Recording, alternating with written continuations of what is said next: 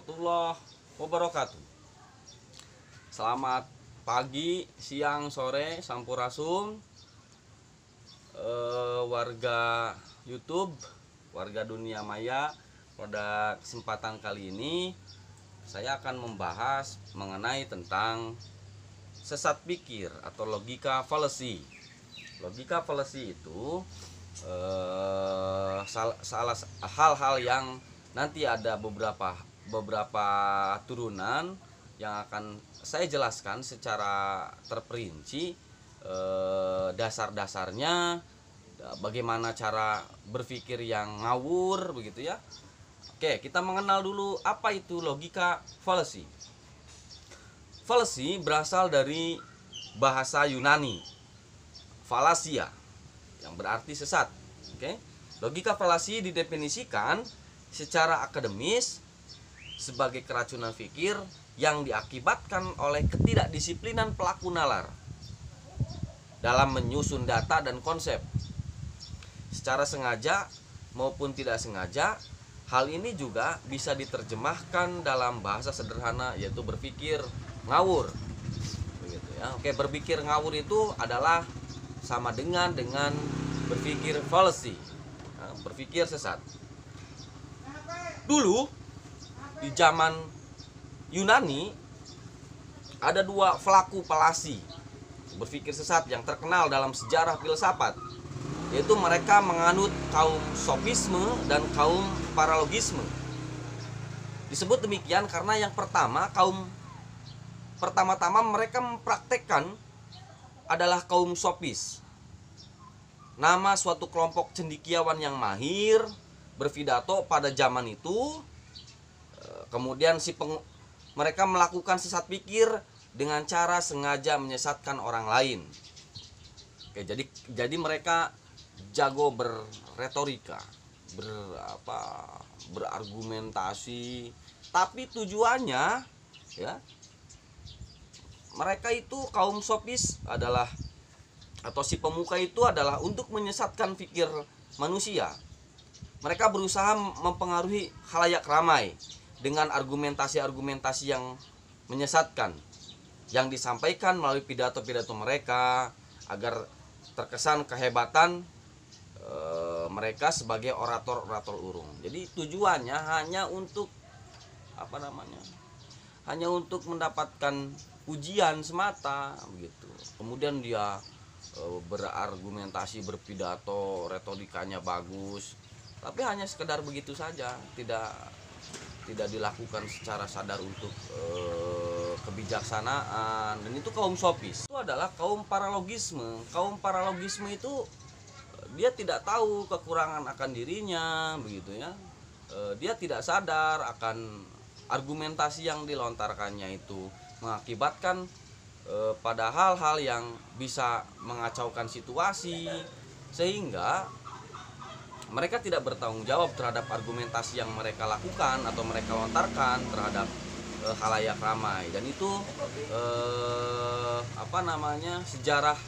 dalam sejarah filsafat, dua kelompok itu, dua geng itu, kaum sofisme dan kaum paralogisme, orang yang terkenal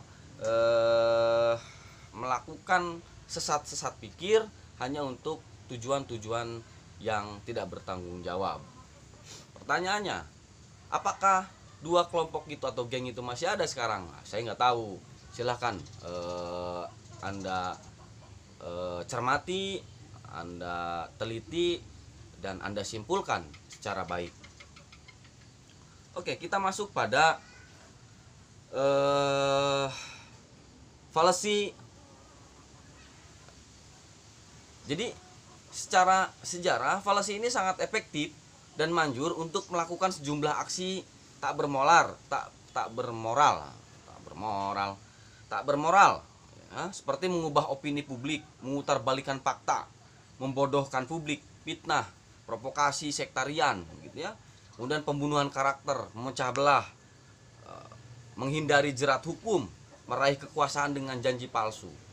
Nah, begitu banyak manusia yang terjebak dalam lumpur fallacy, sehingga diperlukan sebuah aturan baku yang dapat memadukan agar tidak terperosok pada sesat pikir yang berakibat buruk terhadap pandangan dunianya. Worldview, ya, pandangan dunia itu kan terlahir dari sebuah narasi yang dibangun, apalagi di era sekarang 4.0 banyak sekali argumentasi yang dilontarkan di dunia maya. Netizen itu kan bebas melakukan melakukan lontaran argumentasi yang perlu dicek suatu argumentatif kebenarannya, begitu ya, secara hukum logika. Oke. Selanjutnya, dalam sejarah perkembangan logika terdapat berbagai macam tipe kesesatan dalam penalaran. Secara sederhana, kesesatan berpikir dapat dibedakan menjadi dua kategori, yaitu kesesatan formal dan kesesatan material. Kesesatan formal adalah kesesatan yang dilakukan karena bentuk forma atau penalaran yang tidak tepat atau tidak sahih. Kesesatan ini terjadi karena pelanggaran terhadap prinsip-prinsip logika mengenai term dan proposisi dalam suatu argumen dan atau hukum-hukum silogisme. Nanti kita di pertemuan yang ketiga akan kita bahas tentang hukum-hukum silogisme. Yang kedua, kesesatan material. Kesesatan material adalah kesesatan yang terutama menyangkut isi atau penalaran itu sendiri. Kesesatan ini terjadi karena faktor bahasa, ya. Kesesatan bahasa yang menyebabkan kekeliruan dalam menarik kesimpulan dan juga terjadi karena memang tidak ada hubungan logis atau relevansi antara premis dan kesimpulannya, atau kesesatan relevansi. Nah, ini dua hal. Nah, berikut ini saya akan sampaikan mengenai jenis-jenis palsi yang dikategorikan sebagai kesesatan relevansi atau kesesatan material. Jenis-jenis itu sejak dahulu sering dilakukan oleh kaum sofis pada masa Yunani kuno. Jadi sama sekali bukan hal yang baru. Yang pertama, fallacy of dramatic intent, yaitu kecenderungan dalam melakukan suatu analisa masalah sosial dengan menggunakan 1-2 kasus saja untuk mendukung argumen yang bersifat general atau umum. Kita memandang satu lingkungan, kemudian kita mengeneralkan pada satu skup wilayah kabupaten. Yang Anda lihat itu adalah satu RT atau satu kepala keluarga. Kemudian kita generalkan. Nah, itu fallacy of dramatic intent. Yang kedua, oke, kita beri contoh dulu. Semua yang menentang hukuman mati para terpidana narkoba berarti adalah pelaku atau pendukung kejahatan narkoba. Oke, saya melihat sendiri dengan mata kepala saya bahwa tetangga saya kemarin begitu ngotot menentang hukuman mati bagi pengedar narkoba. Ternyata seminggu kemudian ia tertangkap polisi karena mengedarkan narkoba. Pembuktian sesat berpikirnya di mana? 1-2 kasus yang terjadi terkait pengalaman pribadi kita dalam suatu lingkungan tertentu tidak bisa dengan serta-merta dapat kita tarik kesimpulan, suatu kesimpulan umum yang berlaku di semua tempat. Jadi kejadian dalam satu wilayah gak bisa kita mengeneralisir dalam wilayah yang lain. Itu disebut dengan jenis fallacy dramatic intent. Yang kedua itu adalah argumentum ad hominem abuse. Ini adalah jenis sesat pikir yang terjadi ketika argumentasi yang diajukan tidak tertuju pada persoalan yang sesungguhnya, tetapi justru menyerang pribadi yang menjadi lawan bicara kita. Gitu ya. Jadi